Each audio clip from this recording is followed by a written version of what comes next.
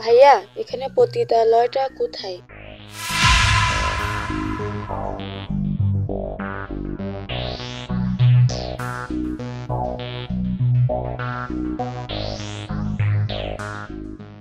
নতুন? হ্যাঁ। জোস মাল, চলো। এই থামেন, টাকা আমি বেশি দেব, তারপরে মালটা আমার চাই। টাকা কি বেশি হয়েছে? আমি 3000 টাকা দেব। আরে মিয়া থামেন, আমি 5000 টাকা দিব। এটা কি ধরনের কথা? হ্যাঁ, আমি তো আগে তার সাথে কথা কইছি। 6000 টাকা দিমু। আছে কারো কাছে টাকা আছে? আমি 7000 টাকা দেব, জিনিসটা আমার চাই। মনে হচ্ছে মালটা নতুন। আমি 13000 টাকা দিমু। আপনারা থামেন, আমি 15000 টাকা দিব। আরে ভাই, কি মনে করছেন আপনারা? নতুন একজন আসলে এরকম মাছের বাজারের মতো শুরু করেন কে? 15000? হ্যাঁ, ওই মিয়া 20000 দিমু। আছে আছে কারো কাছে আসেনি 20000 টাকা? ওই মিয়া ফাইজলামা করেন? আপনার পোশাক আশাক দেখে তো মনে হয় না যে আপনার এত টাকা আছে। মাঝে মাঝে এসে যে নতুন ভালো মালগুলো আসে সবগুলো নিয়ে চলে যান। টাকা পান কোথায়? পোশাক দেখে মানুষের বিচার করেন না। টাকা আছে কিভাবে আসে সেটা তো আপনারই কমু না। টাকা তো দেই তাদের, নতুন মালও নিয়ে যায়, টাকাও দেই। কে মুখ চুপ হয়ে গেছে কেন? টাকা তো নাই। আইসে শুটকুট পইরা। হ্যাঁ, আর এই যে একজন আছে ক্যাপ উল্টাই দিয়া ভাবলো। সত্যি আমার কাছে যদি 20000 টাকা থাকতো না, তাহলে আমি এই মালটা ছাড়তাম না। আসো আসো, চলো। হ্যাঁ, নতুন মাল, মজা হইব। তোমারে আমার বাসায় লয়ে যাইতেছি। টাকা দিব, টাকা দরকার তো। পতিতলয় পরে নিব, আগে বাসায় নিয়ে দেহি সবকিছু ঠিক আছে কি। আরে শরমের কি আছে? আর ভয় পাইতেছো কে? এই একটু জোরে চালাও। আহো আহো, এইটা আমার বাড়ি, নির্জন, কেউ নাই, অনেক মজা হইব। খাড়াও, গেটটা খুইলা লয়। আরে আসো, চলো চলো।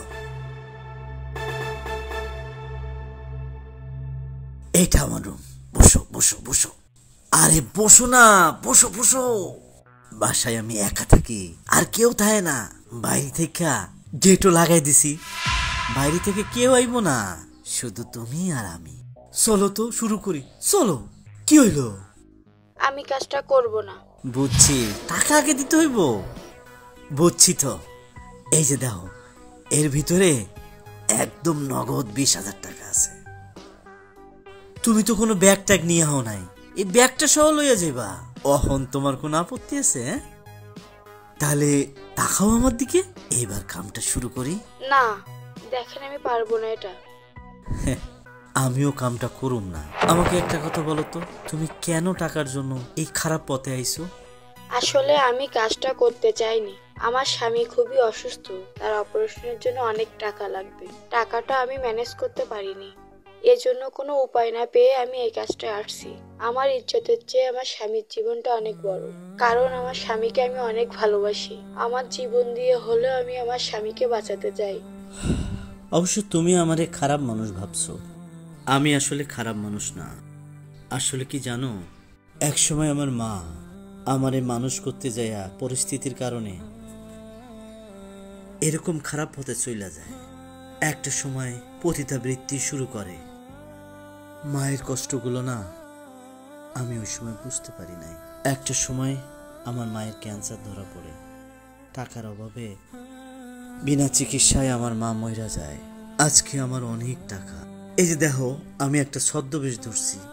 আমার ঢাকা শহরে বর্তমানে অনেকগুলো বাড়ি, আর এই মাঝে মাঝে এই পতিতলয়ে নতুন যখন কোনো মেয়েরা আসে, তখন আমি এই ছদ্মবেশ ধারণ করি। চেষ্টা করি তাদেরকে ভালো পথে ফিরিয়ে আনার। তাদেরকে আমি বেশি টাকা দিয়ে কিনে চেষ্টা করি ভালো পথে ফিরে আনার। আমি যতদিন বাঁচবো ততদিন এই কাজগুলো করব।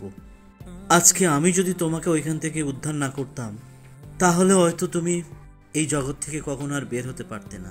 আপনার মতো মানুষ যদি আমাদের সমাজে আরো থাকতো, তাহলে আমাদের সমাজটা আরো সুন্দর হতো। আপনার কাছে চিরকৃতজ্ঞ ভাই আমি। শোনো বোন, তোমার স্বামীর চিকিৎসার জন্য যদি আরো টাকা লাগে আমি দিব।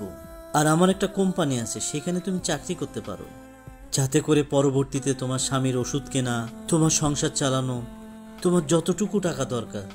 কিন্তু কখনোই তুমি এই খারাপ পথে আর আসবে না। তুমি যাও, তুমি যাও, তোমার স্বামীর কাছে যাও, এই টাকাটা নিয়ে চিকিৎসা শুরু করো, যাও। আপনার কাছে আমি চিরকৃতজ্ঞ। আসসালামু আলাইকুম। ওয়ালাইকুম আসসালাম।